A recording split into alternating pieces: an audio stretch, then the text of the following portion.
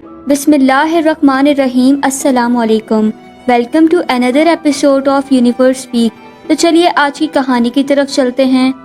Baghdad کے بازار میں ایک حلوائی صبح صبح اپنی دکان سجا رہا تھا کہ ایک فقیر آ نکلا تو دکاندار نے کہا کہ بابا جی آؤ بیٹھو۔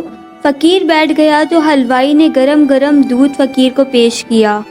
فقیر نے دودھ پی کر اللہ تعالیٰ کا شکر ادا کیا اور اس حلوائی کو کہا کہ بھائی تیرا شکریہ، اور یہ کہہ کر فقیر چل پڑا۔ بازار میں ایک فحاشہ عورت اپنے دوست کے ساتھ سیڑھیوں پر بیٹھ کر موسم کا لطف لے رہی تھی۔ ہلکی ہلکی بوندا باندی ہو رہی تھی، بازار میں کیچڑ تھی۔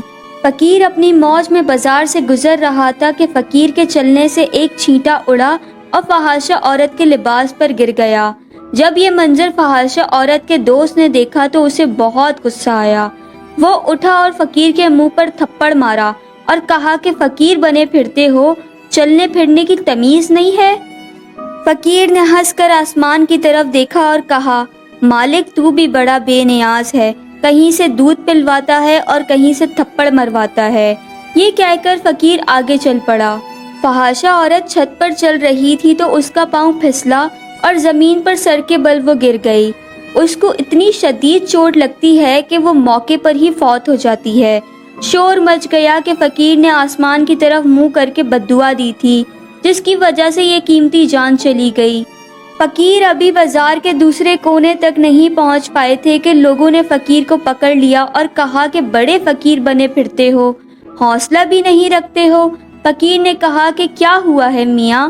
لوگوں نے کہا کہ تم نے بددعا دی اور وہ عورت جان سے چلی گئی۔ فقیر نے کہا واللہ میں نے تو کوئی بددعا نہیں دی۔ تو لوگوں نے ضد کی اور کہا کہ نہیں، تیری بددعا کا کیا دھرا ہے یہ سب۔ جب لوگوں نے ضد کی تو فقیر نے کہا کہ اصل بات پوچھتے ہو تو میں نے کوئی بددعا نہیں کی، یہ یاروں یاروں کی لڑائی ہے۔ لوگوں نے کہا کہ وہ کیا؟ فقیر نے کہا کہ جب میں گزر رہا تھا تو میرے پاؤں سے چھینٹا اڑا اور اس عورت کے لباس پر پڑا تو اس کے یار کو بہت غصہ آیا، اس نے مجھے مارا تو پھر میرے یار کو بھی غصہ آ گیا۔ کاش کہ ہماری بھی اس اکیلے یکتا اور بے نیاز رحیم و کریم کے ساتھ ایسی ہی یاری ہو جائے، چاہے یک طرفہ ہی کیوں نہ ہو، لگے تو صحیح۔